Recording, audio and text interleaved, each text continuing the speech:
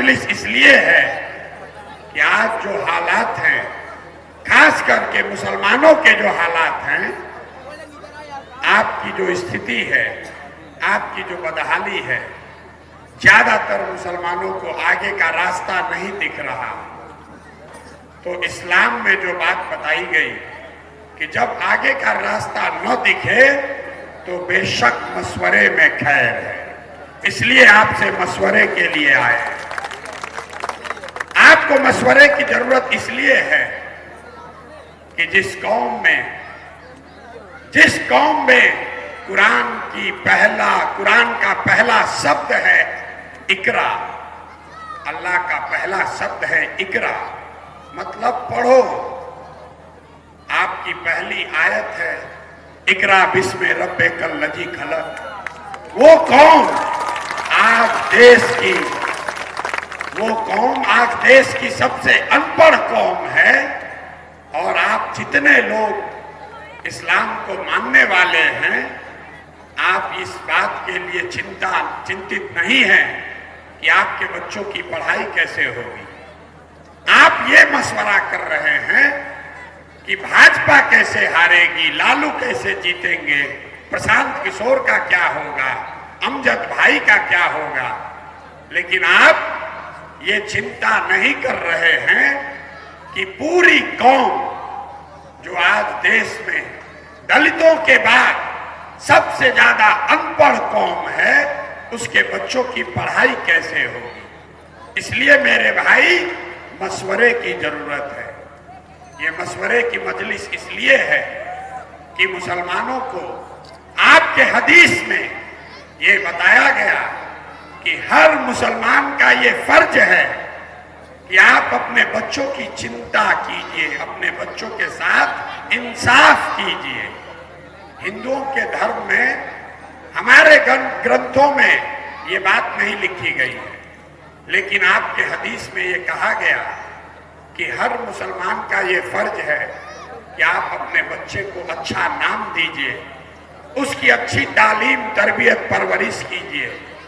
मशवरे की जरूरत इसलिए है कि आज आधे से ज्यादा मुसलमान अपने बच्चों के साथ चाह कर भी इंसाफ नहीं कर पा रहे। मैं आपके हाथ अभी आया हूं, रास्ते में अगर 100 बच्चे मुझे मिले हैं, आपके कौम के बच्चे मिले, आधा से ज्यादा आपके बच्चों के शरीर पर शुद्ध कपड़ा नहीं है।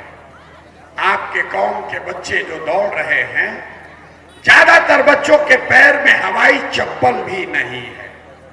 आज शुक्रवार है, मैं दावे के साथ कहता हूं, ज्यादातर गरीब परिवार, मुसलमान परिवार के बच्चे आज पढ़ने नहीं गए, और अगर कोई पढ़ने गया तो 11-12 बजते बजते खिचड़ी खाकर किसी सरकारी विद्यालय से रोड पर मैदान में दौड़ रहा है, और आप और हम उसकी चिंता नहीं कर रहे। इसलिए मशवरे की जरूरत है।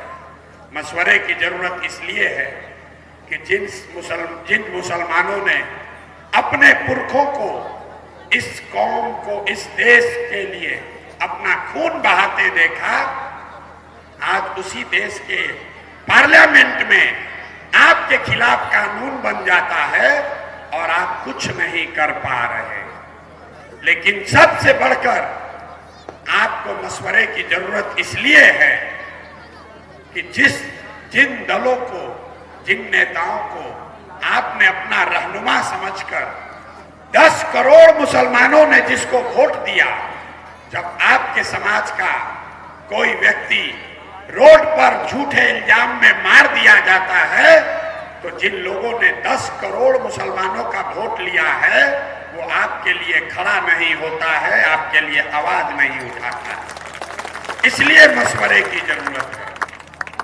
मैं जहां भी गया, 5000 गांव में जाने के बाद अपने अनुभव से बता रहा, बिहार में दलितों के बाद सबसे ज्यादा गरीबी, बदहाली, फटेहाली अगर कहीं दिखी तो मुसलमानों के गांव में दिखी।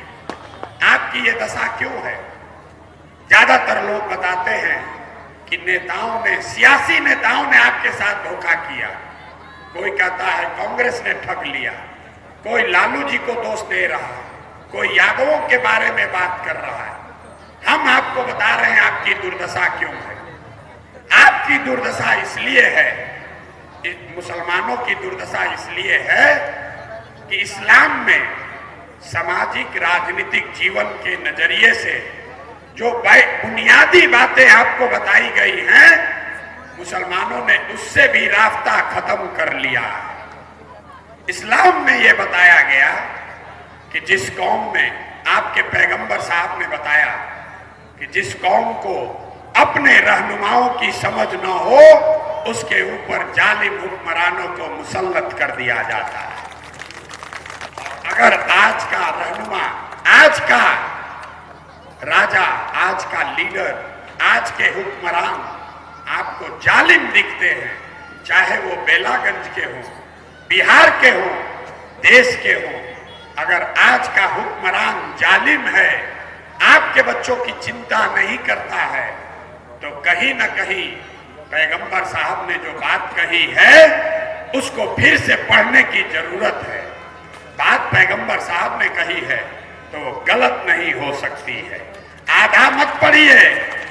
अगर आज के हुक्मरान जालिम हैं तो इसका मतलब है कि समाज से, मुसलमानों से कहीं न कहीं अपने रहनुमाओं को चुनने में गलती हुई है, तभी ये दुर्दशा हुआ है।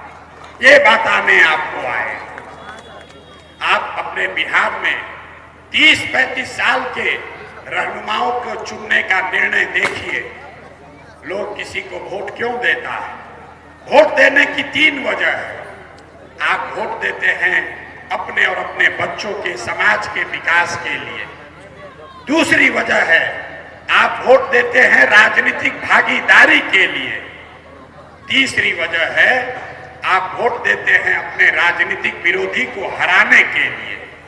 इन तीनों वजहों पर आप अपने 30-35 साल के निर्णय को, वोट देने के निर्णय को जरा जांच कर देखिए। विकास तो आपको मिला नहीं। ये तो हर मुसलमान मानता है कि पिछले 30-35 सालों में आपके और आपके बच्चों को विकास नहीं मिला। लेकिन भागीदारी की बात देख लीजिए।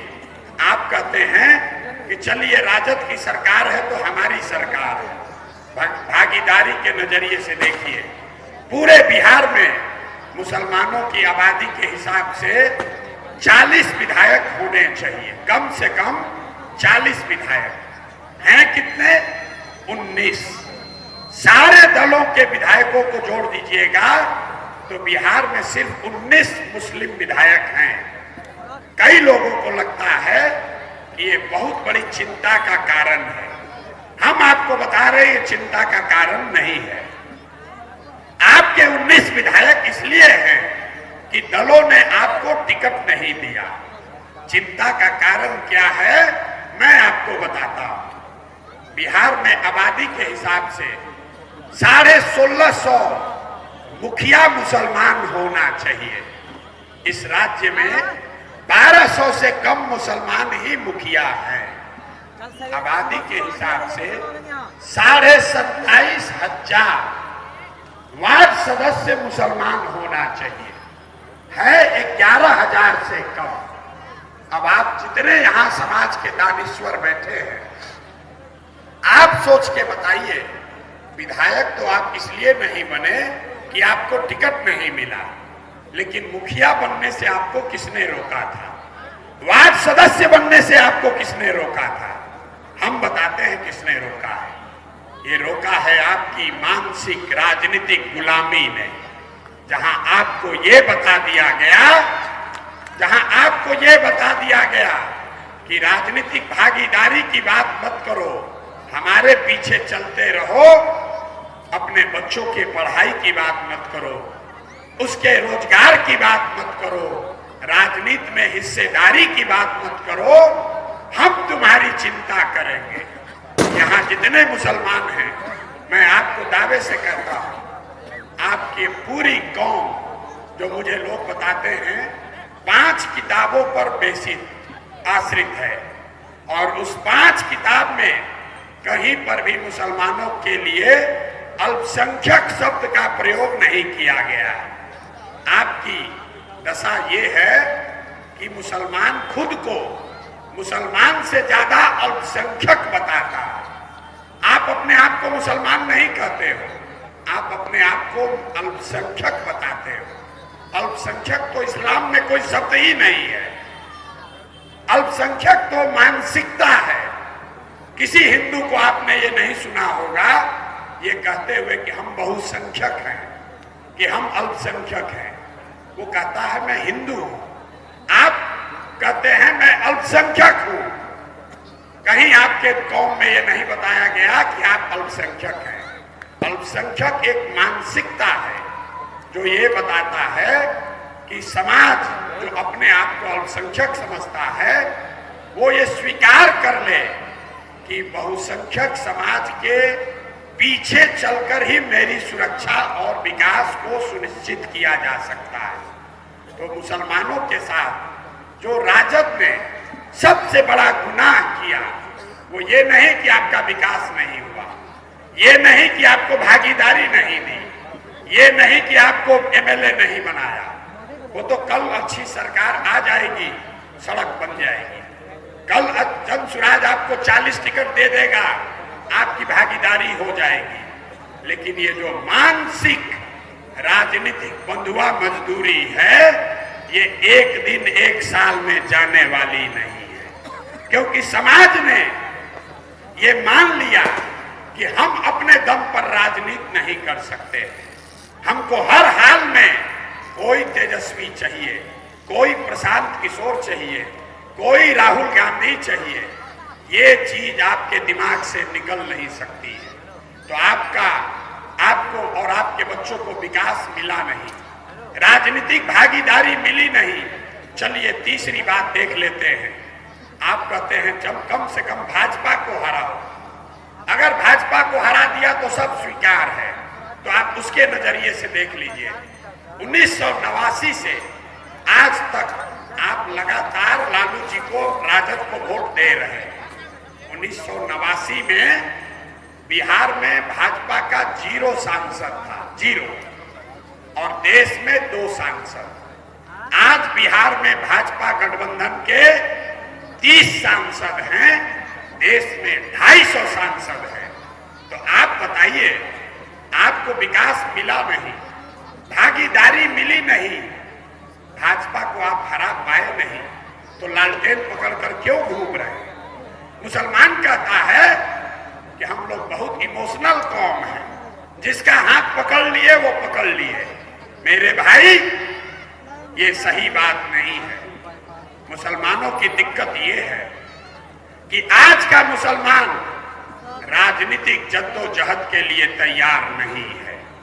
आपके कौम में ये बात बताई गई है कि जब तक जद्दोजहद नहीं करोगे जीवन में कुछ भी हासिल नहीं हो सकता है। लेकिन आज का मुसलमान जद्दोजहद नहीं करना चाहता। आप चाहते हो कि कोई इंडिया गठबंधन आ जाए, कोई राहुल गांधी आ जाए, कोई प्रशांत किशोर आ जाए, कोई तेजस्वी यादव आ जाए, वो हमारी नाव पार लगा दे, हम उसके कंधे पर बैठ के पार हो जाए। तो कैसे हो सकता है? अगर इस बात में दम होता तो पैगंबर साहब ने आपको ये कहा होता कि जद्दोजहद मत करो, मौके की तलाश करो। उन्होंने ये नहीं कहा। आपको कहा गया है कि हक और तादाद के बीच में आपको हक के साथ रहना है। लेकिन पूरा जो मुसलमान है वो तादाद के साथ रहना चाहता है। 5 बरस बैठ के आप दिन भर यही गणना करते हैं कि कौन भाजपा को हराएगा, किसकी तादाद ज्यादा है। ये आपके कौम के बुनियादी बात के उलट है। पैगंबर साहब ने ये नहीं कहा कि जिधर तादाद है उधर रहो। उन्होंने कहा कि जिधर हक की बात है वहां रहो, और आप तादाद के पीछे चल रहे हैं तो कैसे आपका भला होगा? आप तो तादाद के पीछे चल रहे हैं। 5 बरस बैठ के आप जोड़ते हैं कि कौन भाजपा को हराएगा, और जो भाजपा को हराता हुआ दिखता है वो आदमी सही हो गलत हो, चोर हो बदमाश हो, आपके समाज को लूट कर ले गया हो, अगर भाजपा को हराता हुआ तादाद में दिखता है तो आप उसी को जाकर वोट देते हैं, तो आपका भला कैसे होगा? कैसे होगा आपका भला? यही बताने आए हैं। नहीं हो सकता। जन सुराज आपका रहनुमा नहीं है, प्रशांत किशोर आपके रहनुमा नहीं हैं, होना भी नहीं चाहते हैं, हो भी नहीं सकते। लेकिन हम आपको एक रास्ता जरूर दिखा रहे हैं, आपको एक रास्ता दिखा रहे हैं कि कैसे आप राजनीतिक सामाजिक अपनी खोई हुई जमीन को वापस ला सकते हैं। जितने लोगों को लगता है कि हम लोग चुनाव कैसे जीतेंगे, मैं आपको 1-2 मिनट में एक फॉर्मूला दूंगा, आप उसको सुन लीजिए, समझ लीजिए, अच्छा लगे तो उसको अपनाइए। जिसको जिसको लगता है कि मुसलमान को किसी के साथ तो गठजोड़ बनाना पड़ेगा तभी तो हम लोग चुनाव जीतेंगे, इसी नाम पर आप MY समीकरण बनाए हैं। उसका फायदा नुकसान क्या हुआ? MY समीकरण कहीं बचा ही नहीं है, अब YM समीकरण है। जहां Y समाज के लोग खड़े होते हैं वहां मुकम्मल मुसलमान वोट देता है। जैसे ही मुसलमान समाज का आदमी खड़ा हुआ तो आधे से ज्यादा Y समाज के लोग भाजपा को या आपके विरोध में वोट देते हैं। ऐसा क्यों है? ऐसा नहीं है कि यादव समाज के लोग आपके साथ धोखा कर रहे हैं, ये गलती मत समझिए। अगर ये समीकरण आप किसी दूसरे जाति के साथ बनाइएगा तो भी यही होगा। मान लीजिए कि आपने ये समीकरण ब्राह्मणों के साथ बना लिया, तो जब ब्राह्मण खड़ा होगा तो मुसलमान मुकम्मल वोट उसको देगा, और जैसे ही आप खड़े होइएगा आधा से ज्यादा ब्राह्मण भाजपाई बनकर उनको वोट देगा। क्यों? ये समझ लीजिए, और इसी से आपके आगे का रास्ता दिखेगा। इस देश में 80% हिंदू रहते हैं, इस बात को ध्यान से सुनिए, 80% हिंदू रहते हैं। भाजपा को वोट कितना मिला है? 36%। 80% हिंदुओं के देश में 36% भाजपा को वोट मिला है। मुसलमानों ने तो भाजपा को वोट दिया नहीं, तो इसका मतलब है कि आधे हिंदुओं ने, करीब करीब आधे हिंदुओं ने भाजपा को वोट दिया। तो पहली इससे लेसन ये है कि ये भूल मत कीजिए कि सारे हिंदू भाजपाई हो गए। सारे हिंदू भाजपाई नहीं है। सारे हिंदू भाजपाई हो जाएंगे तो भाजपा को 60, 70, 80% वोट आएगा। भाजपा को 36% वोट आया है। इसी से आपको आगे का रास्ता दिखेगा। तो कौन सा आधा हिंदू है जो भाजपाई नहीं है? मैं आपको बता रहा हूं कि कौन हिंदू है। जो गांधी को मानने वाला हिंदू है, वो किसी भी जाति का हो, वो भाजपा को वोट नहीं देता है। जो बाबा साहब अंबेडकर को मानने वाला हिंदू है, वो भी भाजपा को वोट नहीं देता है। जो कम्युनिस्ट विचारधारा के हिंदू हैं, वो भी किसी जाति के हिंदू हो, वो भाजपा को वोट नहीं देते हैं। और जो लोहिया जयप्रकाश को मानने वाले समाजवाद विचारधारा के, समाजवादी विचारधारा के हिंदू हैं, वो भी भाजपा को वोट नहीं देते हैं। तो जो जन सुराज का फॉर्मूला है कि गांधी, अंबेडकर, कम्युनिस्ट और समाजवादी विचारधारा के मानने वाले हिंदुओं के साथ अगर मुसलमानों का गठजोड़ बना दिया जाए तो आधे हिंदू मतलब 40% और 20% मुसलमान मतलब विचारधारा के आधार पर एक ऐसा गठजोड़ बनाया जा सकता है जिसमें आप रहेंगे 7, भाजपा रहेगी 40 और हर बार आपको निश्चित सफलता मिलेगी। यही फर्क है हमारी बात में और ओवैसी साहब की बात में। ओवैसी साहब भी कह रहे हैं कि मुसलमानों का रहनुमा कौम से कोई लड़का ही होना चाहिए। मुसलमानों को अपनी राजनीति, अपना नेतृत्व खुद लेना चाहिए। मैं भी यही बात कह रहा हूं। फर्क क्या है? ओवैसी साहब ये कह रहे हैं कि मुसलमानों का नेतृत्व, मुसलमान कोई लीडर हो उसके पास उसकी रहनुमाई होनी चाहिए, उसको अपने कौम को एकजुट करके उसकी रहनुमाई लेनी है।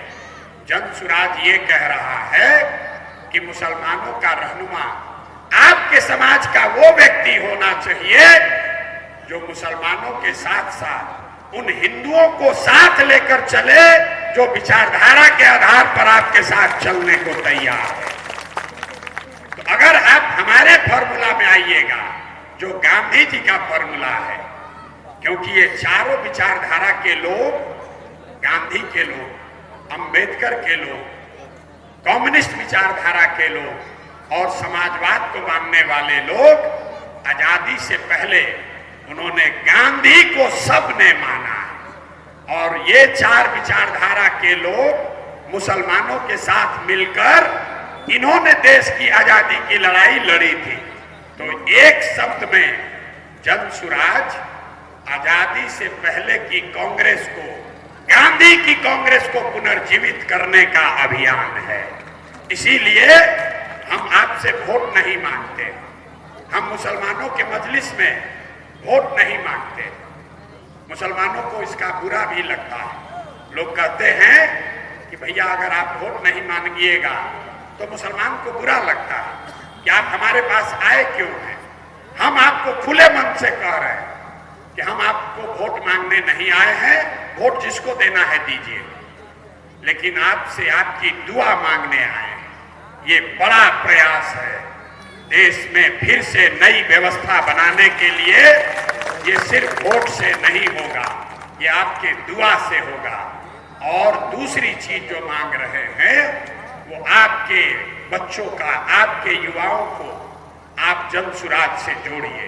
वोट जिसको देना है दीजिए, लेकिन अपने बच्चों को जनसुराज से जोड़िए, क्योंकि जनसुराज ने कहा है कि अगर आपके बच्चों में सलाहियत है, उनकी नीयत ठीक है, उनको समाज में काम करने का जज्बा है, अगर उसके पास पैसा नहीं है तो कोई बात नहीं, उसके पास चुनाव लड़ने की व्यवस्था नहीं है तो कोई बात नहीं, अगर वो विधायक मंत्री का लड़का नहीं है तो कोई बात नहीं, लेकिन अगर समाज के लिए इस विचारधारा आधारित व्यवस्था बनाने के लिए उसमें उसका जज्बा है तो उसको आप जनसुराज में भेजिए।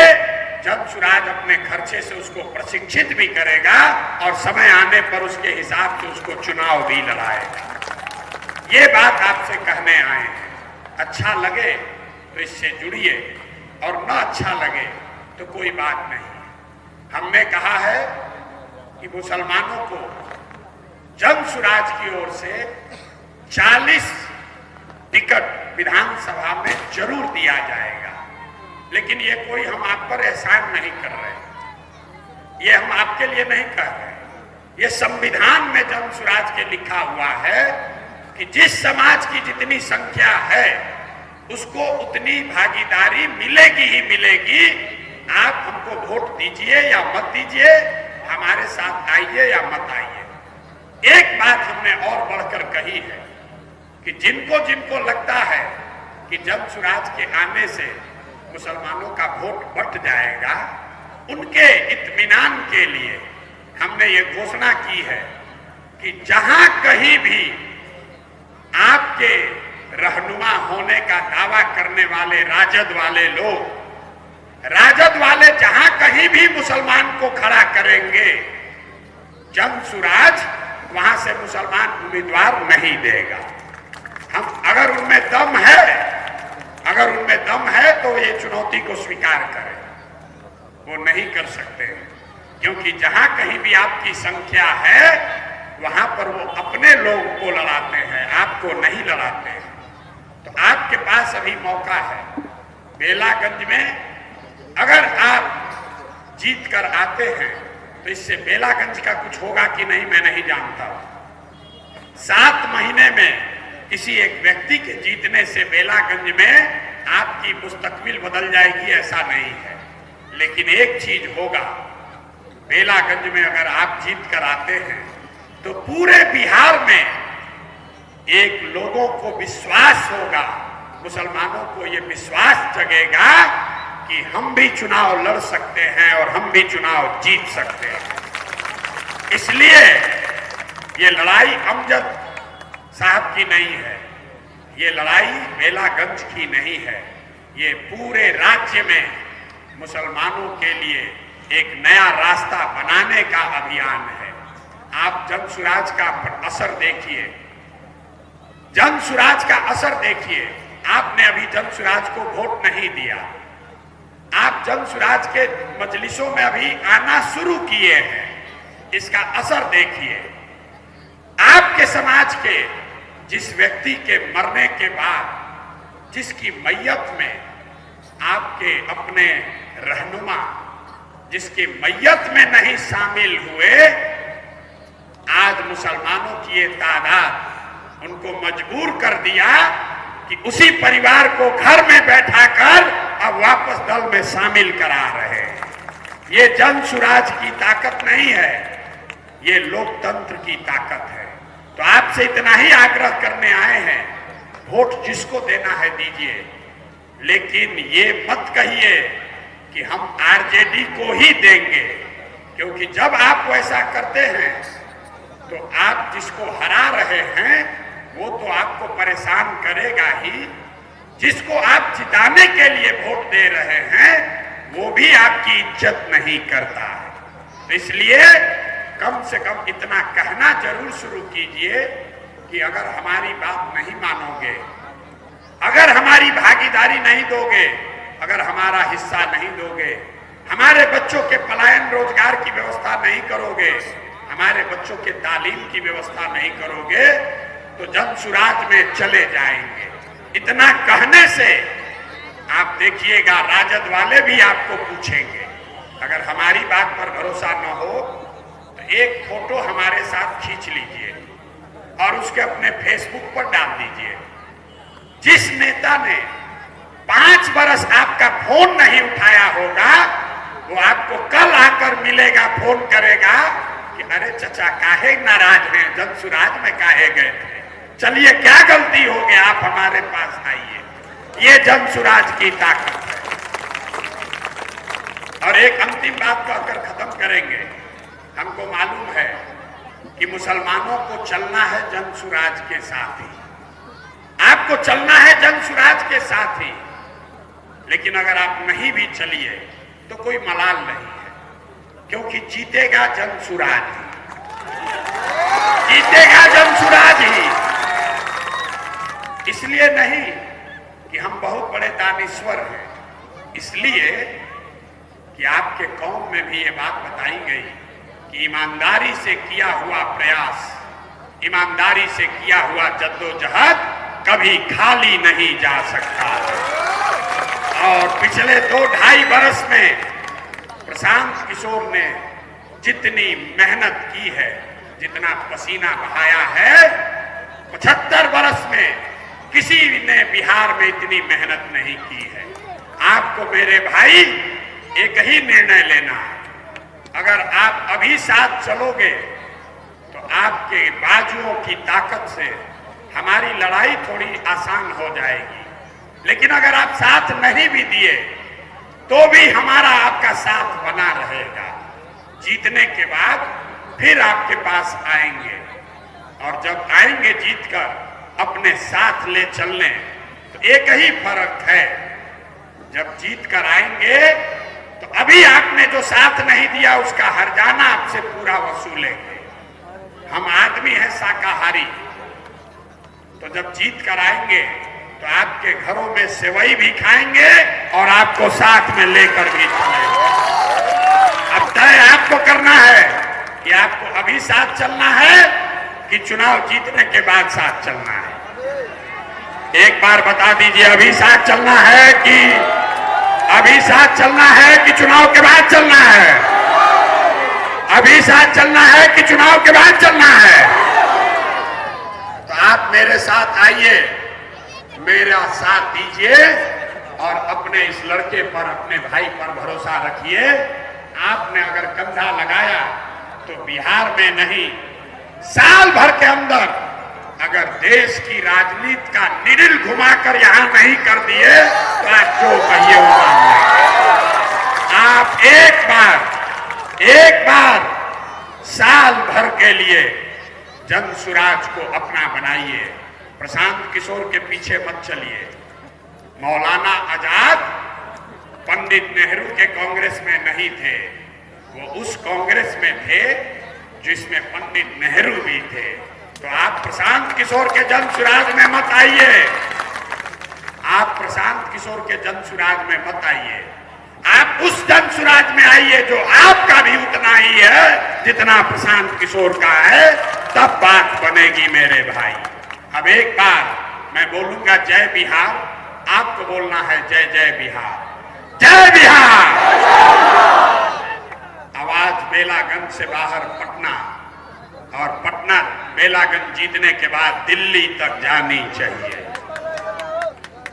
हम लोग हिंदुओं में कहते हैं कि जो ब्याह कराता है वही श्राद्ध भी कराता है।